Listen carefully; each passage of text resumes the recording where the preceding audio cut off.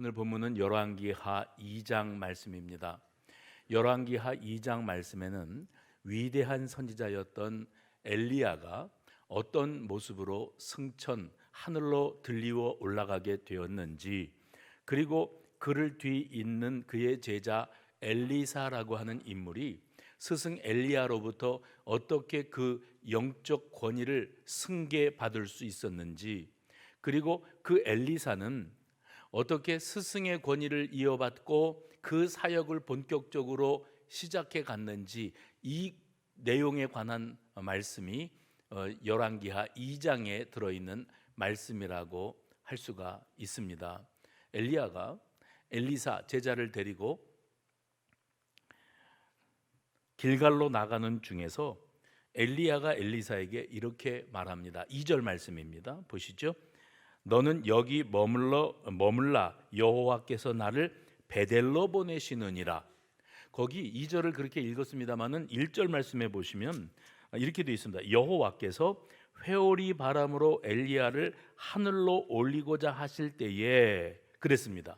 그러면 하나님께서 이 선지자 엘리야를 죽음을 보지 아니하고 하늘로 회오리 바람을 통해서 들어 올리시고자 하는 계획을 가지고 계셨는데, 이 사실을 당사자인 엘리야뿐만 아니라 그의 제자 되는 엘리사가 알고 있었다는 말입니다. 그런데 그 엘리야가 자기 제자 엘리사에게 말합니다. 2절에 보면 너는 여기에 머물러 있어라 여호와께서 나를 베델로 보내시느니라. 엘리사를 길갈에 남겨두고 가려고 했습니다. 그때에 엘리사가 스승 엘리야에게 아닙니다. 저는 무슨 일이 있어도 선생님을 따르겠습니다. 놔드릴 수 없습니다. 그냥 여기서 우리가 이렇게 헤어질 수 없습니다. 해요. 그래서 엘리야와 엘리사 스승과 제자가 베델로 나아갑니다. 그리고 그 베델 사람들까지도 엘리야가 이제 곧 이 모든 일들을 내려놓고 하늘로 들리워 올라가게 될 거라고 하는 사실을 알고 있었더랬습니다. 그런데 그 엘리야가 베델에서부터 다시 여리고로 나아가고자 할 때에 4절 말씀해 보시면 이런 말을 합니다. 하나님께서 나를 여리고로 보내시니 너는 여기 머물러 있으라. 앞에서 있었던 일과 흡사한 상황이지요. 베델로 나아가면서 길갈에 남겨두려고 했고, 여리고로 나아가면서 베델로 엘리사를 남겨두고 가려고 했습니다. 그런데 엘리사는 또다시 스승을 붙잡습니다. 아닙니다. 제가 끝까지 선생님을 따르겠습니다 하고 붙들어요. 근데 사실 이때에 여리고 사람들까지도 엘리야가 이제 특별한 모습으로 하늘로 들리워 올라갈 거라고 하는 사실을 알고 있었더랬습니다. 그리고 이제 그 여리고에서 다시 요단으로 나아가고자 합니다. 엘리야가 요단으로 가면서 또 한 번 말하지요. 하나님께서 나를 요단으로 보내시는데 너는 여기에 머물러 있어라. 그런데 이번에도 엘리사는 저는 결코 선생님을 떠나보내지 못하겠습니다. 선생님을 떠나지 않겠습니다. 여기 함께 하겠습니다. 그랬어요. 그래서 이제 많은 사람들, 특별히 제자들이 보는 앞에서 스승 엘리야와 제자 엘리사가 요단강가에 서 있습니다. 그때 엘리야가 자기의 겉옷을 벗죠. 그래서 그 겉옷을 둘둘 말아서 요단 강물을 칩니다. 그러면서 하나님께서 이 요단강을 갈라주시는데, 이 스승과 제자 엘리야와 엘리사가 요단강이 갈라지고 마른 땅으로 그 요단강을 건너갔습니다. 건너갔을 때 엘리야가 엘리사에게 묻습니다. 뭐라고 말하는가 하면, 하나님께서 이제 나를 여기서 데리고 가실 터인데, 내가 하늘로 들리워 올라갈 터인데 너는 더 이상 나와 함께하고 싶어도 함께할 수가 없다. 그러니 네가 나에게 원하는 것이 있으면 구하여라 그랬습니다. 그때 엘리사가 스승 엘리야에게 마지막으로 청했던 것이 아주 유명한 구절입니다. 뭐라고 말했지요?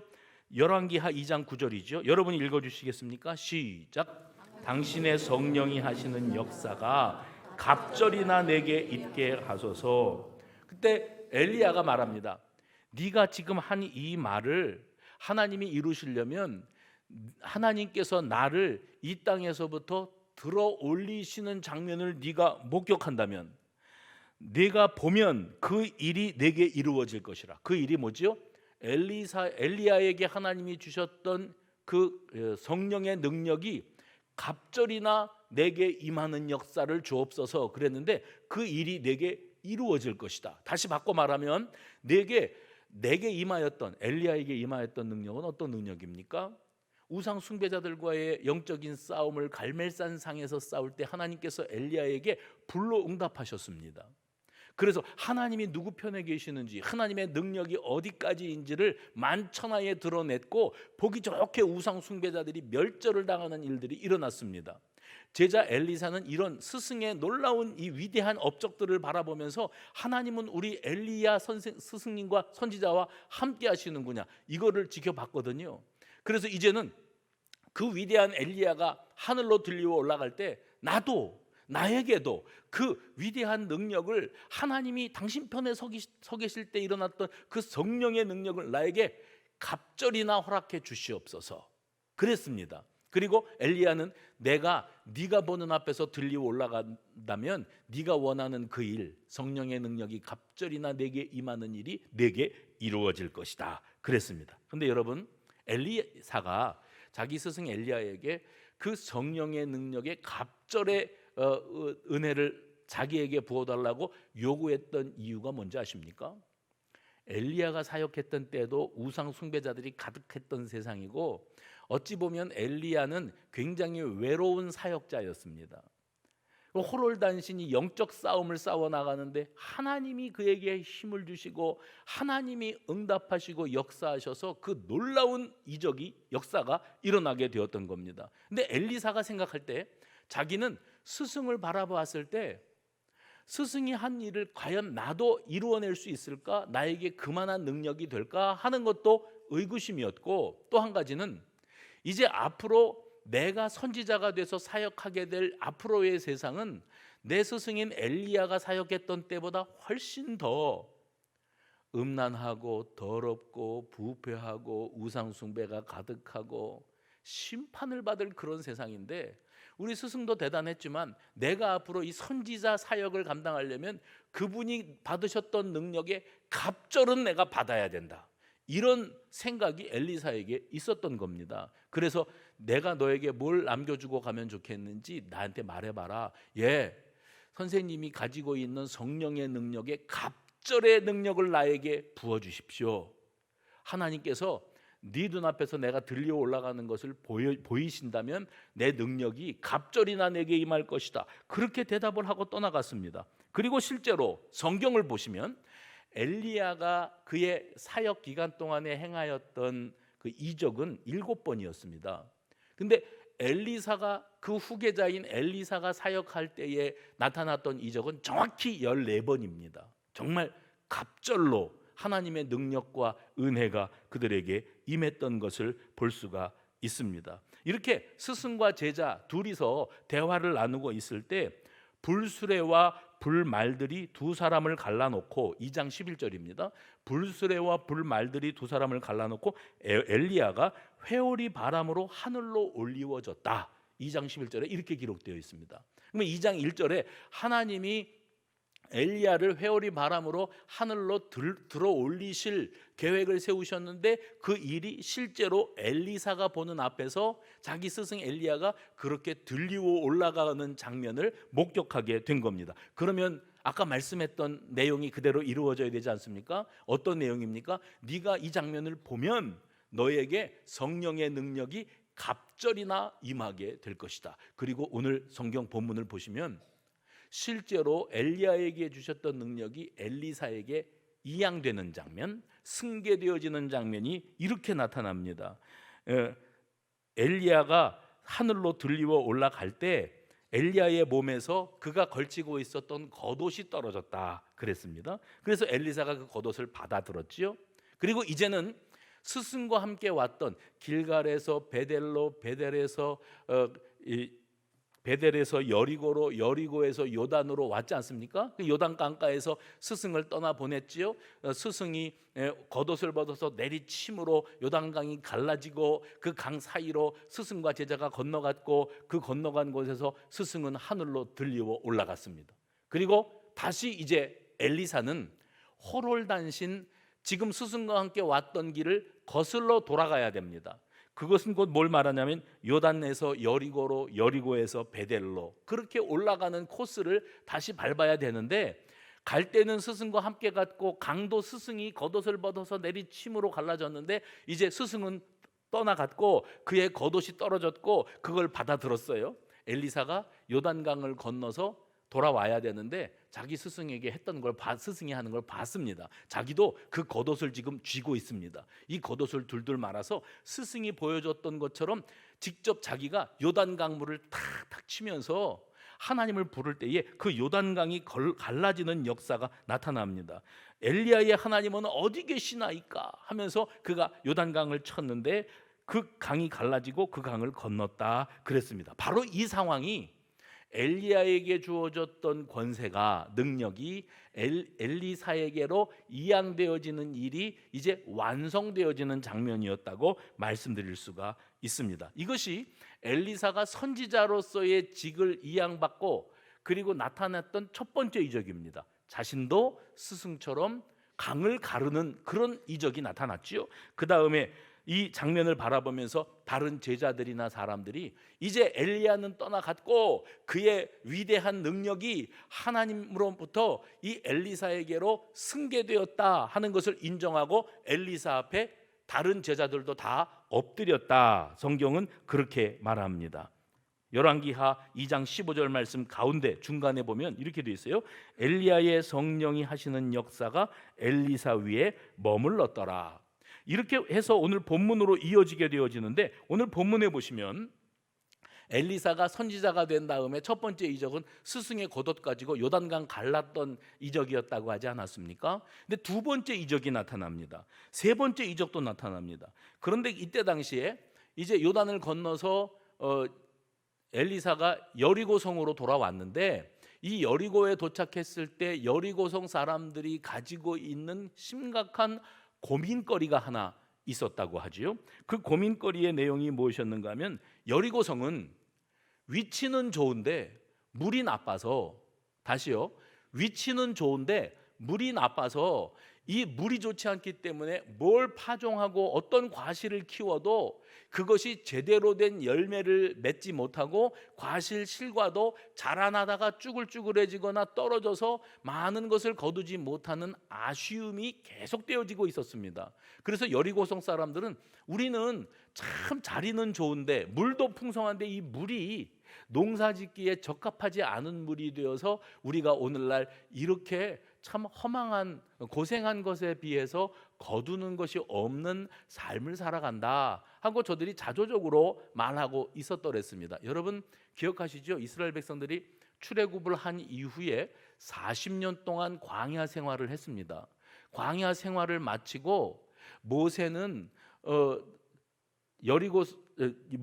요단강을 건너지 못하고 광야에서 쓰러집니다. 그리고 그 요단강을 이끌고 이스라엘 백성들을 이끌고 요단을 건넜던 장본인은 여호수아였습니다. 여호수아가 요단강을 건너 이스라엘 백성들을 이끌고 처음 당도했던 곳이 바로 여리고성이었습니다. 그런데 생각해 보시면 이스라엘 백성들은 400년이 넘도록 애굽에서 종살이를 했다 그랬습니다. 그들이 제대로 된 군사 훈련을 받거나 그런 전쟁의 경험이 있는 그런 민족이 아니었었습니다. 그러니 한마디로 말하면 오합지졸이라고 해도 과언이 아닐 정도로 이 전쟁에 관련돼서는 형편이 없는 무능한 민족이에요. 그런데 그들이 요단을 건너서 이제 여리고성 앞에 딱 섰을 때 보니까 여리고성은 천혜의 요새고 철옹성입니다. 그리고 그 성에 있는 사람들은 자신만만합니다. 우리 이 여리고성은 너무 견고해서 어떤 나라와 민족이 쳐들어와도 우리는 절대 무너지지 않고 함락되지 않고 이 성을 지켜낼 수 있다. 감히 누가 이 성에 도전할 수 있겠는가? 그것은 헛된 일일 뿐이다 하는 자신감이 있었더랬습니다. 그런데 이스라엘 백성들이 여호수아의 리더십을 따라서 하루에 한 바퀴씩 돌고 마지막 날 7바퀴를 돌고 하나님이 외치라 하실 때 그 명을 받아서 여리고성을 향하여 무너지라 외쳤을 때 그 성이 영원히 무너지지 않을 것만 같았던 철옹성이 단번에 무너져 내립니다. 그리고 그 성을 이스라엘 백성들이 차지하게 되어지죠. 이게 이제 가나안 정복 전쟁의 시작인 겁니다. 근데 사람의 힘과 계략, 능력으로 된 게 아니고 하나님의 은혜로, 하나님의 능력으로 여리고성은 함락되었습니다. 그때에 여호수아가 여리고성을 차지한 다음에 그 성을 향하여 이런 외침을 했습니다. 여호수아 6장 26절인데 여호수아가 여리고성을 함락시킨 다음에 그 성을 향하여 어떤 말을 했는지 같이 한번 읽어보시겠습니다. 시작. 여호수아가 그때에 맹세하게 하여 이르되 누구든지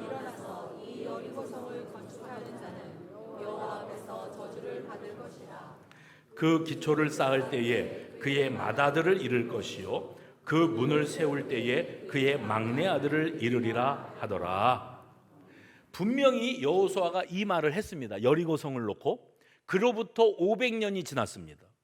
500년 세월이 지나고 아합이라고 하는 왕이 다스릴 때에 그때에 히엘이라는 인물이 있었는데 이 사람이 뭔가 자기 업적을 남기기 위해서 그랬는지 여리고성 재건 사역에 돌입합니다. 근데 이 히엘이라는 사람이 여리고성을 다시 지으려고 시도하였는데 기초를 닦을 때 그의 맏아들이 죽습니다. 그리고 문을 세우려고 할 때에 그의 막내 아들이 죽습니다. 말씀 그대로 되었습니다. 이런 일들이 500년 후에 실제로 일어나는 것을 우리가 성경을 통해서 확인할 수가 있습니다. 그건 뭘 말하냐면 여호수아는 이 성은 인간이 자기의 힘을 믿고 또 나름의 철옹성을 지었다고 자신만만했지만은 여호와 하나님의 권세로 단번에 무너진 성이다.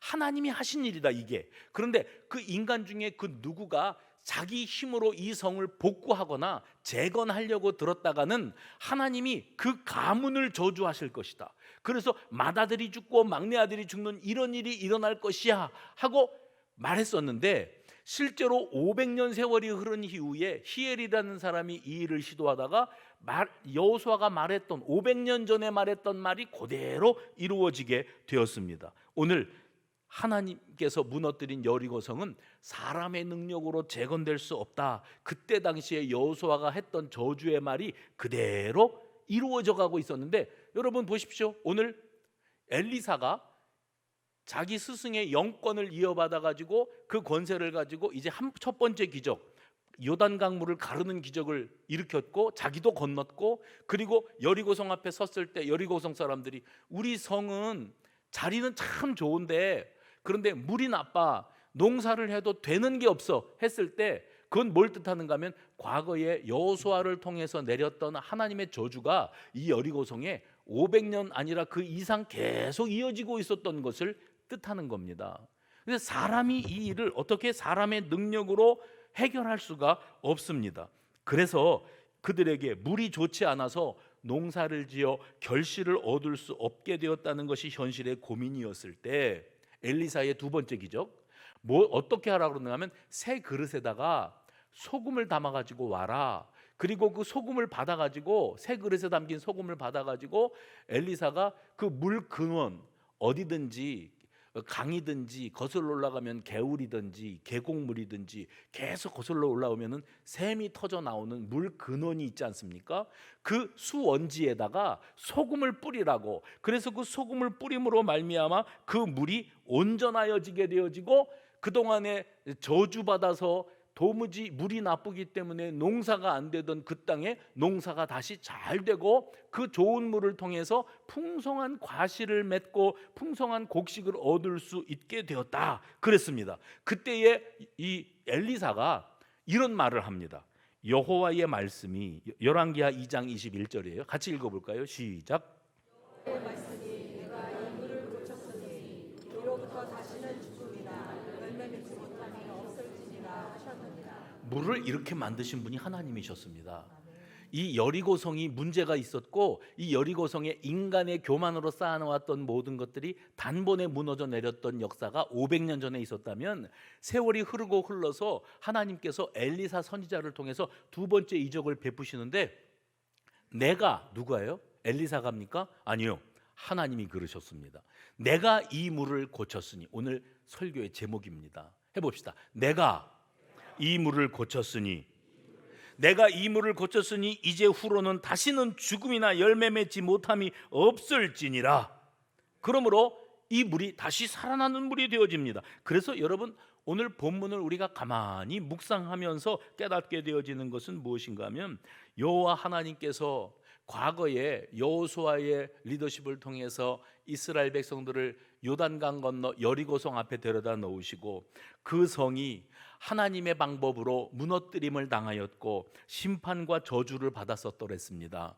그리고 수백 년이 흐른 다음에 새로운 영적 지도자인 엘리사가 등장하게 되었을 때, 이제 엘리야로부터 막 영적 권위를 승계받은 그가 그 권세를 이양받은 능력으로, 갑절의 능력이지요, 성령의 갑절의 능력을 내가 받기를 원합니다 하고 일으켰던 두 번째 이적이 뭐냐면, 그 오랜 세월 동안 매여있던 것, 저주받았던 것을, 이 물을 내가 고쳤으니, 엘리사가 고칩니까? 하나님이 고치시는 은혜, 하나님이 살게 하시는 역사, 여기에 바로 오늘 말씀의 요점이 있습니다. 여러분, 매사에는 하나님의 손대심이 있습니다.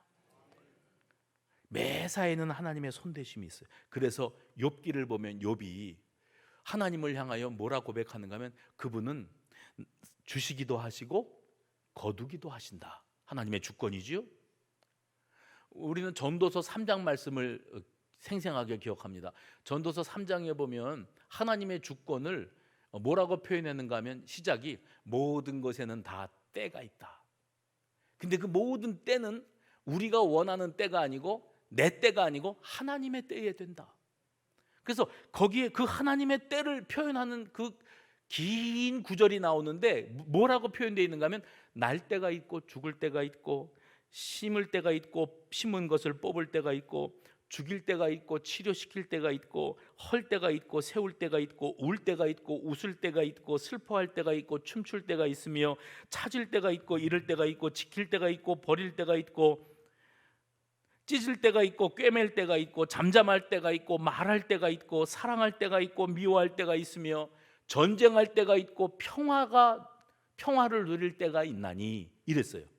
그러면 우리가 살아가는 삶의 모든 환경 속에 일어나는, 우리가 원하는 것은 뭐냐면은 다 평화롭고 사랑하고 치료하고 꿰매고 일으키시고 회복시키시고 고치시고, 그것을 우리는 원하는데, 하나님은 하나님의 때에 그 일을 이루시겠다고 하시며, 때로는 내가 겪고 있는 현실 속에 지금은 병들어 고통당해야 되는 때요, 지금은 저주를 받고 심판을 당할 때요, 지금은 죽어라 고생을 해야 되는 때도 지나가게 하신다는 거예요. 그 모든 때는 하나님의 때.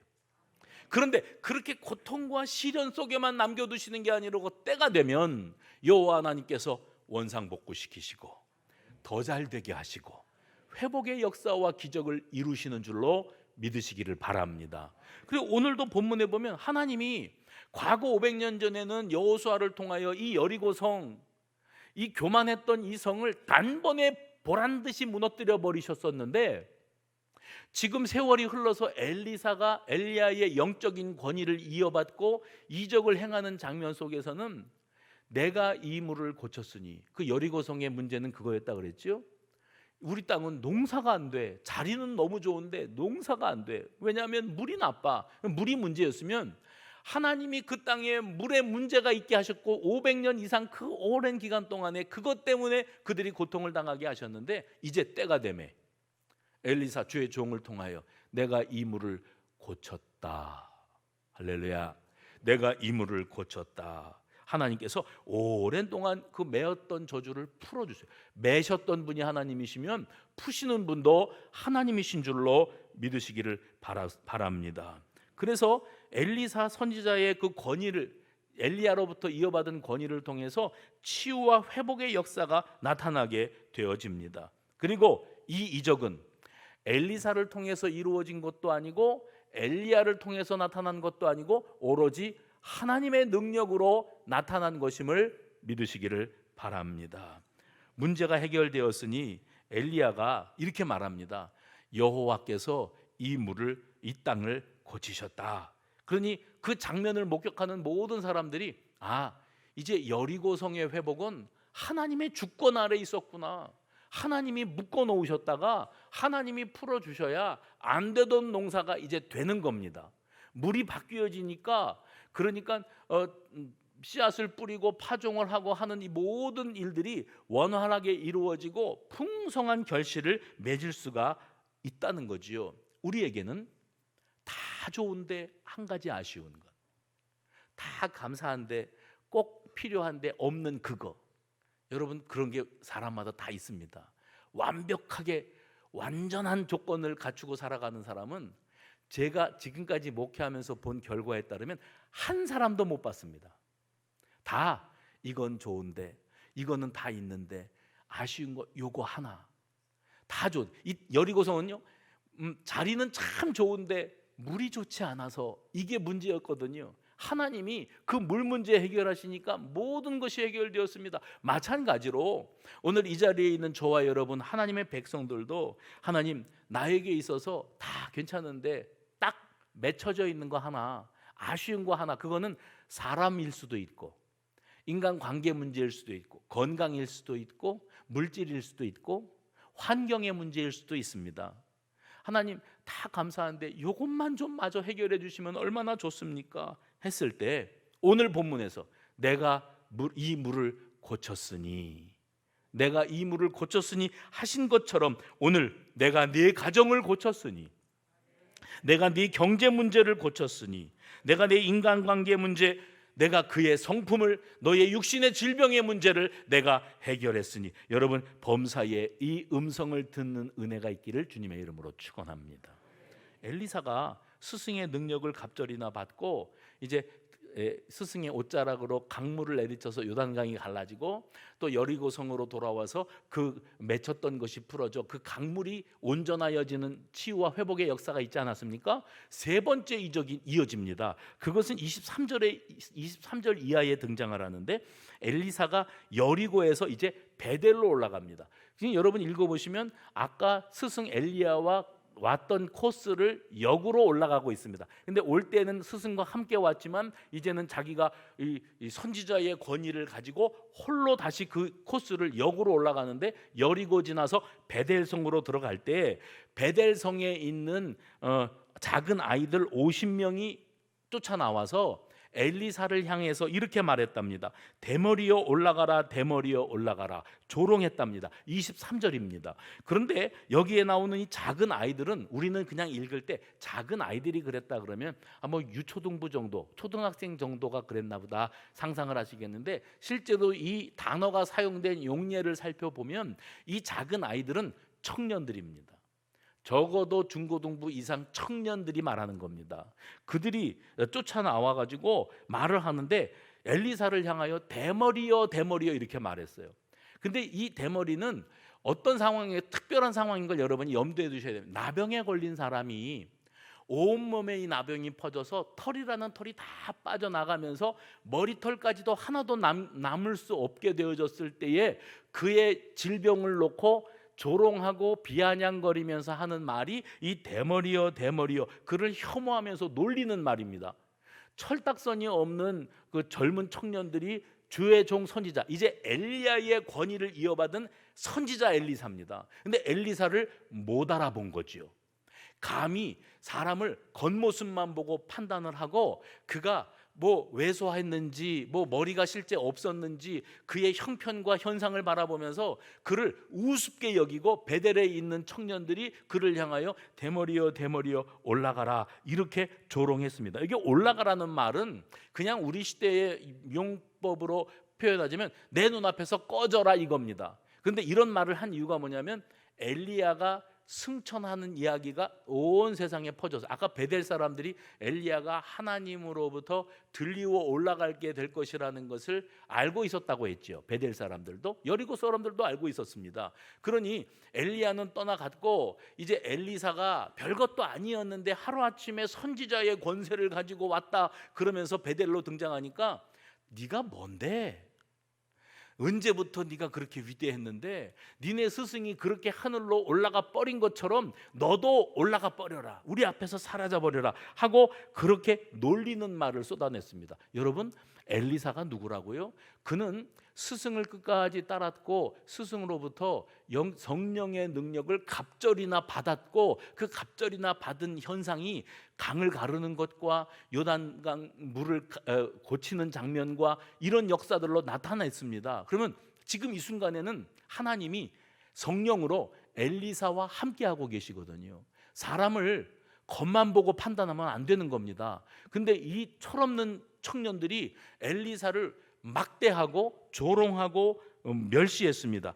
그래서 엘리야를 그렇게 말할 때 그들은 그야말로 지금 세상이 어떻게 돌아가고 있는지, 하나님이 누구 편에 계시는지를 깨닫지 못하고 있는 그런 철부지들이었어요. 그때 엘리사가 여호와의 이름으로 그들을 저주했는데 그 철부지들이 저주를 받을 때 숲을 속에서 암곰 2마리가 나와서 그 50명 가운데 42명을 찢었다. 이게 24절에 나오는, 오늘 본문에 24절에 나오는 장면입니다. 50명 가운데 42명이 곰, 짐승에 의해서 찢기워졌다. 그러면 저주받고 심판받은 겁니다.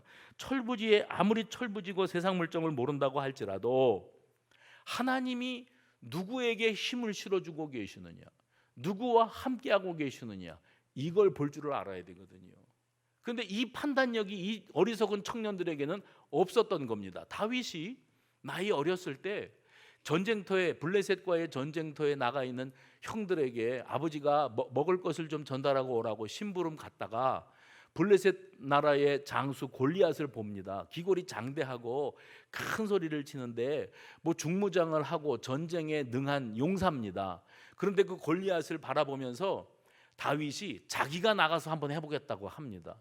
형들도 기가 막힐 뿐만 아니라 왕도 만류했는데 하도 자기가 나가서 한번 골리앗과 해보겠다고 하니까 그래서 왕의 옷을 입히고 나갔는데 이게 고추장스럽다고 자기는 그냥 호롤단신 물맷돌만 들고 나가지 않습니까? 그때 다윗이 했던 말을 여러분 기억하셔야 됩니다. 너는 칼과 단창을 들고 내게 나아오거니와 나는 만군의 주 여호와 하나님의 이름으로 내게 나간다.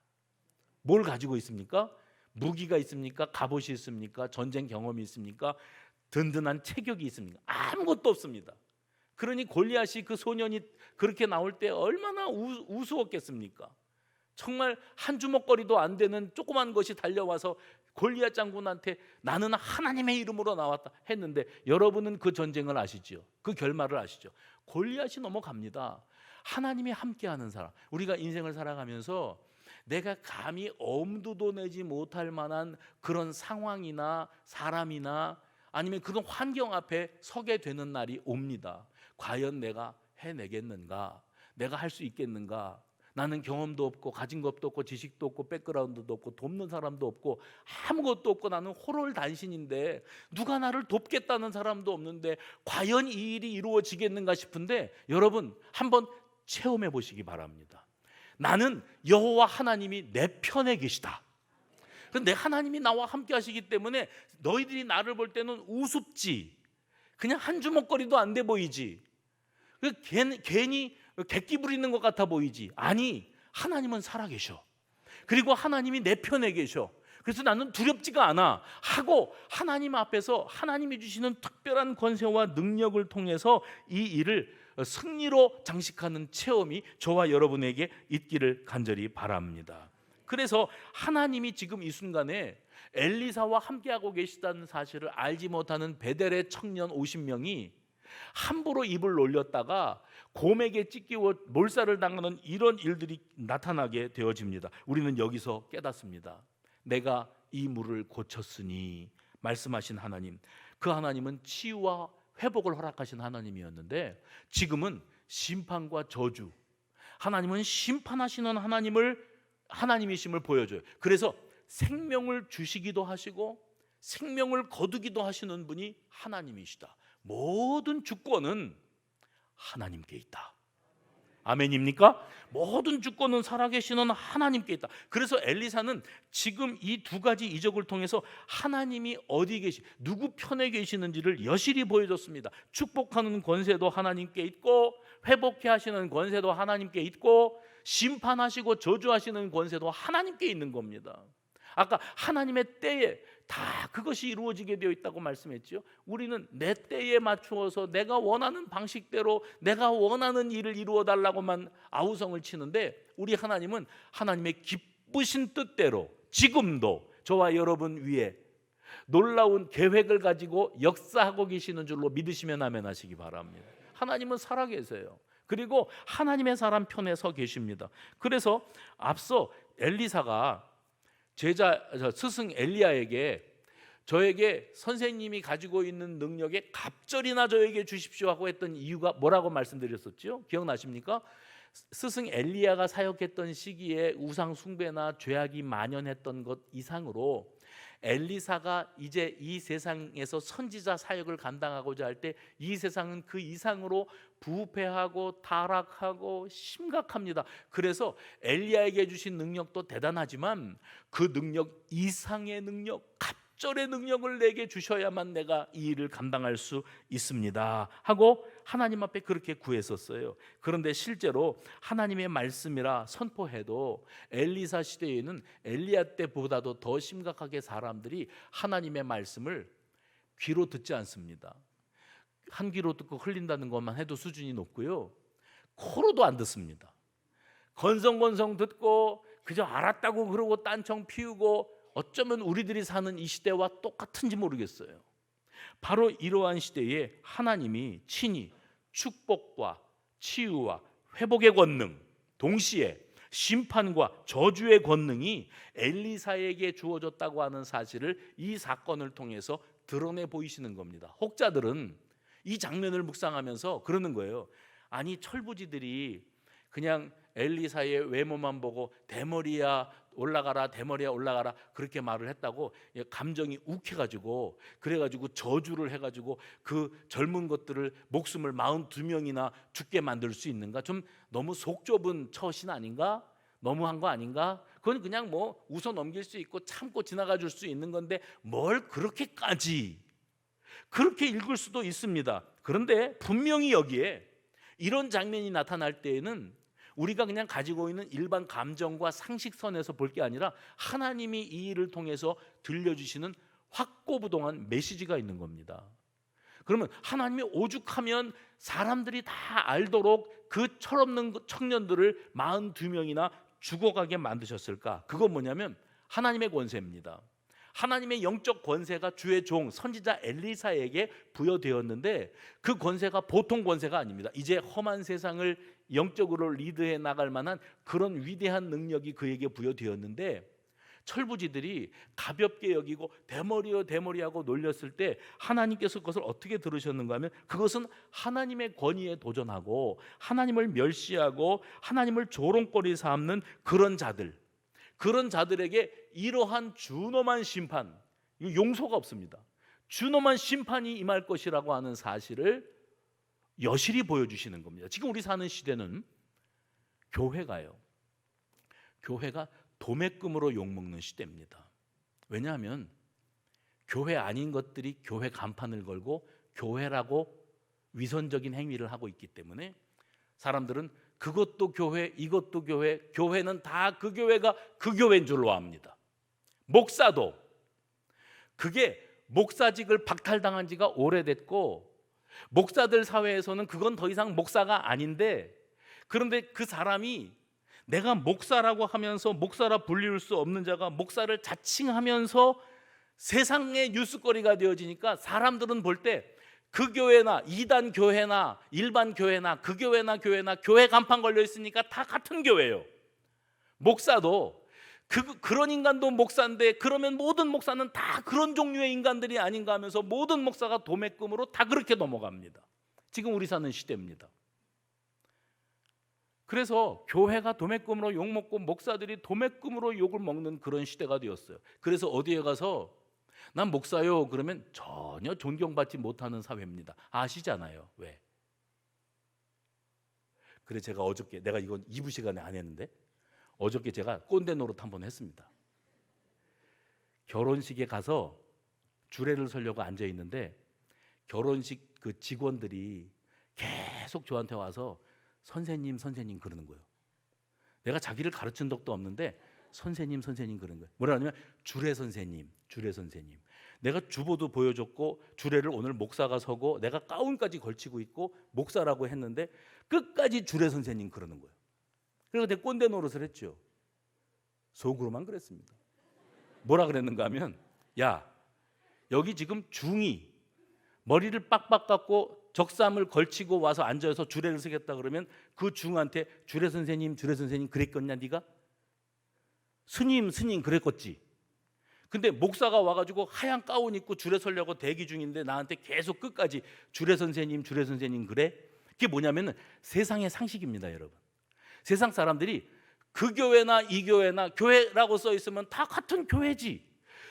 그런 사람이 목사면은 모든 목사는 다 그러는 거지. 뻔뻔스럽고 무대뽀고 철면 피고 양심도 없고 상식도 없고 몰지각하고 몰상식하고 목사들은 다 저렇지. 이렇게 되어지는 세상입니다. 그러니까 그 사람들이 목사들 중에 저런 인간도 있지만 보통 목사님들은 안 그러실 거야 라고 생각해 줄 여유가 이 사회에는 없습니다.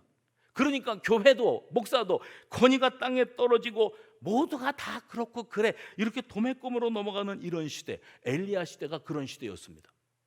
그러니 언제부터 네가 엘리사 시대요? 언제부터 네가 네 스승 엘리야처럼 그렇게 권세를 가지고 우리 앞에서 선지자 있네 그리고 이래라 저래라 말하기 시작했냐? 그리고 엘리사의 권위를 인정할 생각이 전혀 없고, 왜냐하면 자기들은 지금 부패하고 타락하고 우상 숭배하고 세상 재미에 푹 빠져 있어서 선지자가 너희들 이렇게 하면은 심판받는다, 속히 하나님께로 돌아와라, 양심을 회복해라, 질서를 회복해라, 아무리 외쳐봐야 한 귀로 듣고 흘리는 정도가 아니라 코로도 안 듣는다니까요. 지금 우리 시대입니다. 그런 시대에 엘리사가 영적 권위를 가지고 이 세상을 향하는데 어디서 철딱선이 없는 것들이 대머리야 올라가라. 그러면 그냥 참아줄 수 있죠. 뭘 모르니까들 저런다 그러고 지나갈 수 있죠. 근데 그들을 저주하게 하시고 그들을 심판하게 하시고 하나님이 충격요법 해봅시다. 충격요법 보여주시는 겁니다. 그리고 야 봐라, 아무리 세상이 썩어 문드러지고 질서가 무너져도 하나님이 들어 쓰시는 주의 종이 따로 있다. 그리고 그 권세를 너희가 우습게 여겨? 그러면 너희들은 저주와 심판의 대상이 돼. 왜냐하면 축복하시고 회복해 하시고 일으키시고 치유하시는 분도 하나님이시고 내가 이 물을 고쳤으니 그랬죠? 그리고 하나님께서 그들을 저주하시고 심판하시고 죽음으로 몰아가게 하시는 분도 그분도 주권이 하나님이 가지고 계시는 거예요. 오늘날 지금 이 순간에 교회가 욕을 먹고 목사들이 도매금으로 욕을 먹고 아무리 그래도 하나님의 주권은, 아멘 준비하세요. 하나님의 주권은 흔들림이 없는 줄로 믿으시기 바랍니다. 물론 목사들 중에도 함량 미달이 많고 저도 물론 거기에 포함됩니다. 교회들 중에도 교회 같지 않은 교회들도 참 많고 맨날 쌈박질하고 오로지 교회의 존재 이유는 부동산 투기하고 땅 넓히고 재산 늘리고 그런 데만 관심 있는 교회들도 있다고 들었어요, 소문을. 아니요, 아무리 별하별 인간이 다 드러나고 별하별 교회가 생겨나도 하나님의 주권, 하나님은 치유하시고 회복시키시고 일으키시고 두려워하지 마라, 내가 내 편이다. 세상이 뭐라고 해도 자존심을 긁어내리고 정말 치욕을 겪고 살아간다 할지라도 나는 내 편에 서 있다. 내가 그것을 보여줄게.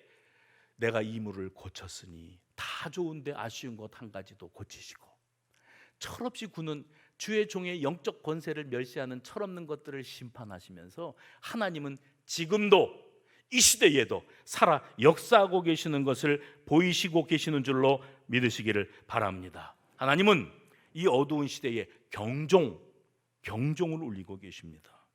여호와의 말씀에 내가 이 물을 고쳤으니 이로부터 다시는 죽음이나 열매 맺지 못함이 없으리라 하셨던 그 하나님, 지금도 우리에게 그 음성을 들려주고 계시는 줄로 믿습니다. 오늘 모든 그리스도인들이 가장 먼저 성령이 하시는 역사에 갑절이 저에게 임하기를 원합니다. 이 기도로 시작해야 됩니다. 그리고 주시는 성령의 권능을 힘입어서 고치시는 하나님, 심판하시는 하나님, 그 권세의 하나님을 의지함으로 그 능력을 드러내는 우리 모든 수성가족 되시기를 주님의 이름으로 축원합니다.